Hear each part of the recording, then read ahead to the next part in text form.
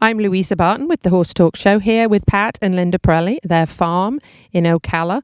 We're at home with the Parellis in a series. We've learnt a little bit about their childhood, their romance, and now we're going to talk a little bit about how the program started. Linda, I'm going to start with you. I know you learnt a lot from Pat. Even before the two of you got married and you moved to America, you were in this learning process. Back in the 80s, it wasn't nearly so, we weren't nearly so technically advanced as we are now with internet and Facebook and social media and all that sort of thing. How did you get started and what kind of spurred you to, obviously Pat was already doing clinics and things, you'd learnt a lot, but what kind of spurred you to get started and how difficult was that before the age of all this virtual that we can do now? I had the covered wagon. Yes, that's right. Well, when I met Pat, he had these five videos. And so I just started watching those to death and trying to, go out and apply it. And I did make good progress, but then Pat would come back and do another clinic. Oh, gosh. Nothing like a dog going to the toilet just off camera. Anyway, so Cut that or? That was great. we're going to keep rolling. That's hilarious. Look, at least it wasn't Pat. At least you said it was the dog. Oh, my goodness. Anyway, so, I had these videos, but then if I got stuck, I would call Pat. And I was just kind of working on these little basic things that it wasn't called the 7 games in those days, but that's what it evolved to be. And so if I got stuck, I called Pat and then I would go to the clinic again. And then the next year he came back, I said, are you going to run a more advanced clinic? And he said, why? And I said, well, there's people like me that keep coming back and we want to know the next thing. And so then we started running some basic and advanced clinics when I was now promoting his tours and setting up his clinics. And then when I came over to the United States, we were driving around in our little old motorhome and we kept thinking about, what do we need to do to help people and how can we put a program together that gives them troubleshooting and pitfalls and success tips and all that kind of thing. And Pat had this great idea, and he'll probably talk about it a little bit more, because he said, martial arts has always been something he was passionate about. And he said the belt system is what we need in horsemanship. He said people mostly measure their results in competitions and things like that, but there's nothing that helps you measure how good you are with horses, just in general. And so he said, I'd like to do something that has levels and is kind of like the black belt, the martial arts belt system. And so we then started talking about, well, what should be in level 1 and then what should be in level 2. And as we were driving around, he'd talk and I'd ask him questions and then I'd write, be typing on my little laptop and putting all these programs together. And in those days we'd finished with level 1 and we put that out to the world and people would finish it and go, where's level 2? It's like, I'm writing as fast as I can, And so we were developing it all piece by piece, and it was highly driven by the people that we were traveling around and teaching. So then we would see the success of what we were doing and where the pitfalls were and what we had to tweak on the program. And then finally in 2003, we launched the Savvy Club because we knew we had to go beyond DVDs that you could buy. People were getting so immersed, and our program is so all-encompassing, because it's about behavior and it's about handling and then basic riding and teaching your horse to relax and, or teaching them how to be more brave, teaching you how to trailer load your horse, how to prepare him for the farrier or the vet. There's so much in it. It's like we'd have 1,000 DVDs, And so that's when we thought, Pat was always passionate about doing something like a membership where people could be part of a club and learn together and be supported together. And so 2003 is when we actually launched that. Pat, tell us about starting the program. Well, first of all, I was at best a C average student in school, and that was only because my dad was, number 2 in the world in boxing, and he would have tore my head off if I didn't at least get C's. But I wasn't a great student, but I remember saying, that anything I wanted to learn, I was a learnaholic about, and I wanted to learn about horses, I wanted to learn about cattle, I wanted to learn about farming and ranching and all this stuff. And it was, and luckily I had an FFA program. That was the thing I did the best in.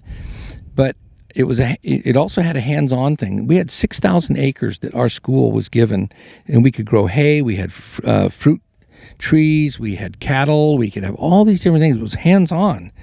And so I thought, if I ever had a school or was a teacher, it would be a hands-on, working, learning situation. And so principles, purpose, and time are the tools of teaching. And when I first started wanting to learn about horse training, I was interested in Western sports like reining cow horse and cutting and stuff like that. And so I wanted to learn how to teach horses to do lead changes and spins and slides and all the different maneuvers and work cows and to rope and do all this stuff. And I found that there were two kinds of people. There were the horse trainers that all went to horse shows and everything was, just very, very schmick and beautiful and, shiny and all this kind of stuff. And the horses could spin and slide and do all this stuff. Then there were a bunch of cowboys that could get anything done on a horse, but they couldn't get them to change leads. They didn't even know what a lead change was. They couldn't get them to spin or slide or any of that stuff. And I'm like, holy smoke, how can there be this very principled group over here that can't do anything on a ranch? How can there be this purpose group of people over here that can't do anything in a show ring? I go, there's something wrong here in the horse world. And then I started noticing that Western riders compared very good Western to very bad English, and English riders compared very good English to very bad riders. And so people got into all these kind of birds of a feather you poop on the same rock is what I've learned. And they sit there and point out what's wrong with all the other groups. So what I found was that there, in good horsemanship, in real horsemanship, there are ubiquitous elements that feather through that. Whether the horse has got good manners on the ground, and the horse is easy to not only easy to get, but wants to come over, come over to you out in the pasture or in a stall. I mean, how many people have paid me to put a halter on a horse in a stall? And I mean, I've done this in 27 countries, including Texas. And I'm telling you, I've had people, what I've done to, the things I've been asked to do that are just normal, regular things. Now, Cesar Millan is a friend of mine, and he does the same thing with dogs. I mean, people they have no control because they have no communication with their animals. They don't really think like those animals do. And so anthropomorphism is rife, and adult human beings are easily addicted to linear thinking.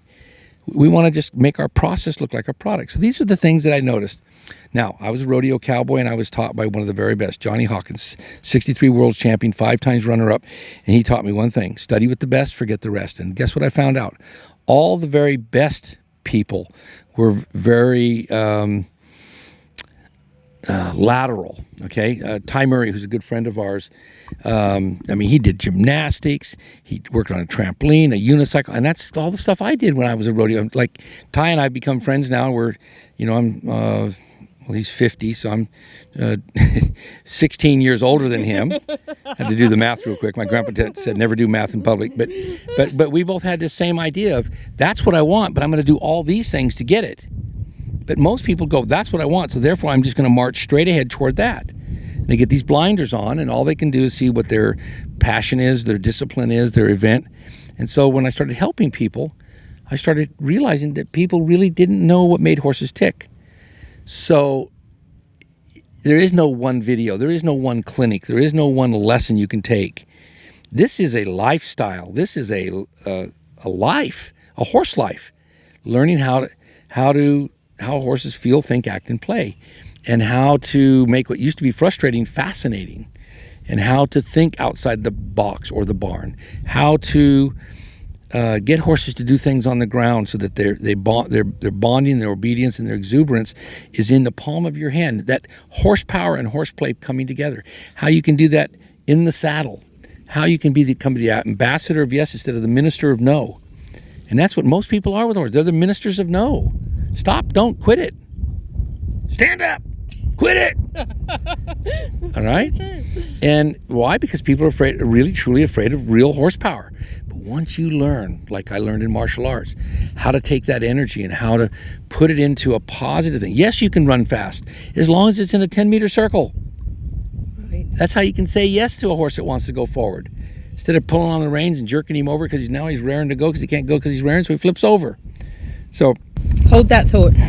We got a break, but we're going to come back. I'm going to leave the mic over here with Pat. We're going to carry on, learn a little bit more about the program, how it got started, any issues they had to deal with, and mentors. I want to know about their mentors. So we'll be back